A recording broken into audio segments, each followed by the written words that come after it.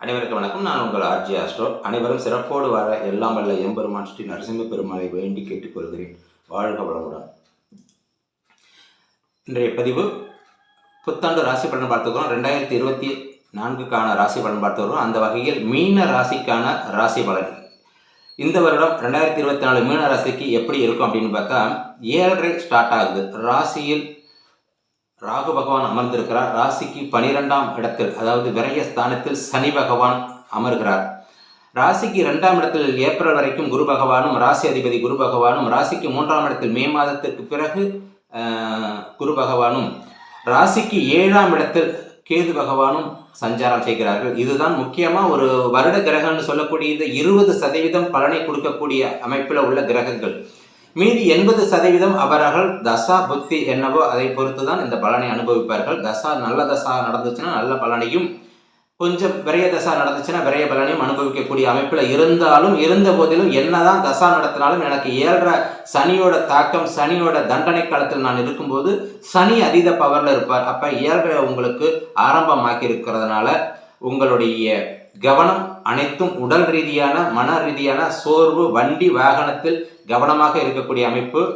உடலில் சோம்பேறித்தனம், இன்னும் அதீத சோம்பேறி. பெண்களுக்கான அமைப்பு எப்படி இருக்கும்னா, மீனம் அது ஒரு பெண் ராசி அப்படிங்கும்போது அந்த அந்த ராசியில ராகு பகவான் அமர்ந்திருக்கிறதுனால பெண்களுக்கு அதீதமாக இனம் புரியாத ஒரு மனக்குழப்பம், தெளிவற்ற மனநிலை.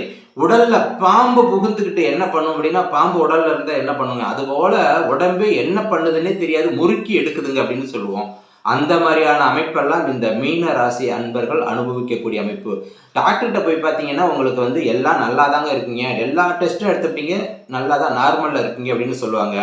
ஆனால் ராகு உடலில் சந்திரனோடு ராகு, சந்திரனுக்கும் ராகுக்கும் ஆகாத ரெண்டுமே எதிர்வினை ஆற்றக்கூடிய கிரகங்கள். அப்போ சந்திரனோடு ராகு புகுந்த உடல் தான் நம்மளுடைய சந்திரன்னா உடல், மனசு.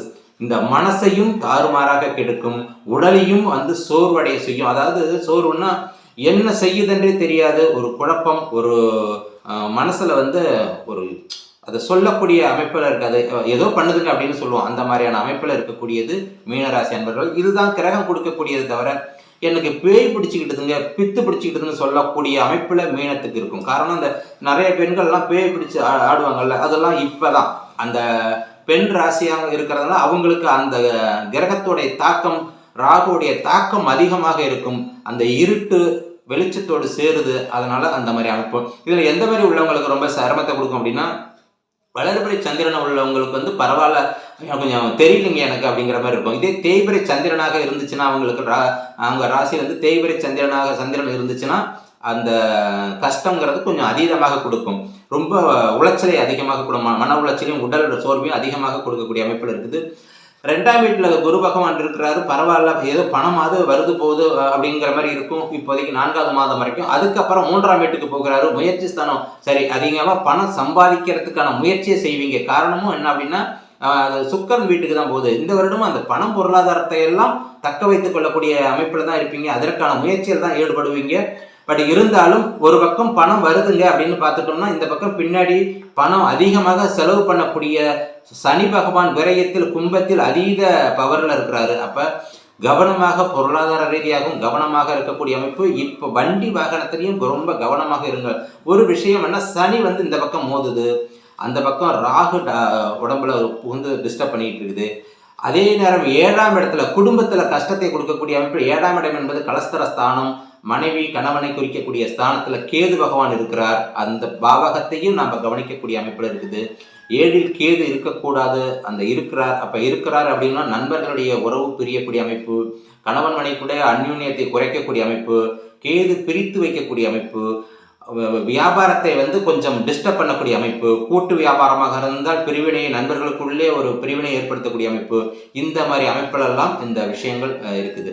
அதே நேரத்தில் இந்த 7.5 தாங்க நடக்குது. திருமணம் பண்ணலாமா, போகலாமா, குழந்தை பாக்கியம், இதெல்லாம் இருக்குன்னா இதெல்லாம் சிறப்பாக இருக்கக்கூடிய அமைப்பு. 2ஆம் இடத்துல குரு பகவான் வந்திருக்கிறார், குடும்பஸ்தானத்தில் குரு பகவான் இருக்கிறார், திருமணத்தை நடத்தலாம், போகலாம். 3ஆம் இடத்துக்கு போனாலும் சுக்கிரன் வீடு தான், அதனால பாதகத்தை செய்யக்கூடிய அமைப்பில் இல்லை. அதனால திருமணம் போன்ற விஷயங்களெல்லாம் நடத்தக்கூடிய அமைப்பில் இருக்குது.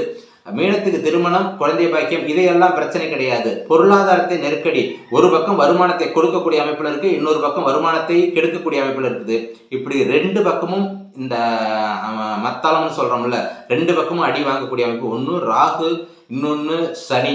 ராகுவை நோக்கி சனி பயணிக்குது, சனியை நோக்கி ராகு பயணிக்குது, இடையில சந்திரன் உடம்பு அந்த மனசு மாட்டிக்கிட்டுது. இவ்வளவுதான் இப்ப இந்த 7.5 தாக்கம் பிளஸ் ராகுவோட தாக்கம், கேது பகவானுடைய தாக்கம் இப்படி இருந்துகிட்டு இருக்கிறதுனால மீன ராசி அன்பர்கள் ரொம்ப நிதானமாக செயல்படவும், ஒரு பக்கம் பணம் வருதுன்னு இருக்குது, அந்த பணத்தை அடுத்த வரும் காலங்களிலும் சனியோட தாக்கம் அதிகமாக இருக்கக்கூடிய அமைப்புல இருக்கிறதுனால பொருளாதாரம் விரயம் ஆகக்கூடிய அமைப்புல இருக்குது. ஏன் அப்படின்னா 12ஆம் இடத்துக்கு ராகு பகவான் போனாலும் சனியோடு சேரும்போது அதீத பொருளாதார மாற்றத்தை ஏற்படுத்தி விட்டு போகும். கும்பத்தில் போகும்போது ரொம்ப 2 சனி ராகு காம்பினேஷனே ஆகாத காம்பினேஷன். இதெல்லாம் இந்த பக்கத்திலே இருக்கக்கூடாது. சனி ராகு கேது இதெல்லாம் கொஞ்சம் விலகி இருந்துச்சுன்னா நமக்கு நல்ல யோகத்தை கொடுக்கும். அருகிலேயே இருக்கும்போது ரொம்ப மனசையும் உடம்பையும் புத்தியையும் ரொம்ப கவனமாக பார்த்து கொள்ளக்கூடிய அமைப்பில் இருக்கீங்க. பொருளாதார ரீதியான விரயத்தை சந்திக்கக்கூடிய அமைப்பில் இருக்கீங்க. அதனால எச்சரிக்கை பதிவு இது. அவ்வளோதான். என்னடா நெகட்டிவாக சொல்கிறானேன்னு ஃபீல் பண்ண வேணாம். எச்சரிக்கை பதிவு. இந்த கிரகங்களை புரிந்து கொண்டு வாழ பழகி கொள்ளுங்கள். இந்த கிரகங்கள் 20% என்னதான் நமக்கு வந்து தசாபுத்தி நடத்தினாலும் சனியினுடைய தாக்கத்தில் இருக்கிறீங்க. சனியினுடைய கண்ட்ரோலில் தான் நீங்கள் இருக்கீங்க. சனியை மீறி எதுவும் செய்ய முடியாது. பிரியாணி திங்கணும்னு நினச்சா கூட ஜெயிலில் இருக்கும்போது பிரியாணி கிடைக்காது. அதுபோல் இப்போ அமைப்பில் இருக்கீங்க. அதனால் 7.5 ஸ்டார்ட் ஆகும். இப்போ விரையச்சனியாக இருப்பதனால கொஞ்சம் கவனமாக இது அடுத்து வரும் காலகட்டங்களும் பொருளாதாரத்தை சரி பண்ணி வைத்துக் கொள்ளுங்கள். உங்களுக்கான பொருளாதாரத்தை சரி பண்ணி வைத்துக் கொள்ளுங்கள். 12ஆம் இடத்துக்கு சனியோடு ராகு போகும்போதும் மிகப்பெரிய அளவில் ஒரு பொருளாதார சீரழிவு ஏற்படக்கூடிய அமைப்பில் இருக்குது. அதனால் வந்து இப்போதே தயாராக வைத்துக் கொள்ளுங்கள். மீனத்துக்கு இந்த வருடம் பணம் வரும், செலவை குறைக்க முயற்சி செய்யுங்கள். இதுதான் உங்களுக்கு இப்போ நடக்க இருக்கிறது. இந்த 20% கோச்சார பலன்கள் இந்த மாதிரி அமைப்பில் தான் இருக்குது. அதனால மிக மிக கவனமாக இருந்து இந்த காலத்தை ஆண்டை கழியுங்கள். வாழ்த்துக்கள். இறை வழிபாடு உங்களுக்கு மிக முக்கியமாக நல்ல பலனை கொடுக்கக்கூடிய அமைப்பு. திருச்செந்தூர் முருகனை வணங்குங்கள். உங்களுக்கு திருச்செந்தூர் முருகனை வணங்கும் போது ஒரு மனசுக்கு ஒரு திருப்தி. கடல்ல அடிக்கடி போய் குளிச்சுட்டு வாங்க. ஒரு மனசுக்கு ஆறுதலாக இருக்கும். மனம் வந்து சந்தோஷப்படும். கடல்ல குளிக்க ராகுவோட எனர்ஜி குறையும். அதாவது பௌர்ணமி நாளில் கடல்ல குளிக்க முயற்சி பண்ணுங்க. உங்களுக்கு ராகு உடம்புலயே இருக்குது. பௌர்ணமியோட நேரத்தில் வந்து கடலில் குளிக்கும்போது அந்த சந்திரனுடைய ஆதிக்கம் கடலுக்கு அதிகமாக பவரை கொடுக்கக்கூடியது. அப்போ சந்திரன் நம்ம உடம்பு நல்லா இருக்கணும். அது பௌர்ணமி நாளில் நீங்கள் கடலில் குளிக்கும்போது இந்த ராகுவோடைய தன்மை நமக்கு குறையும்.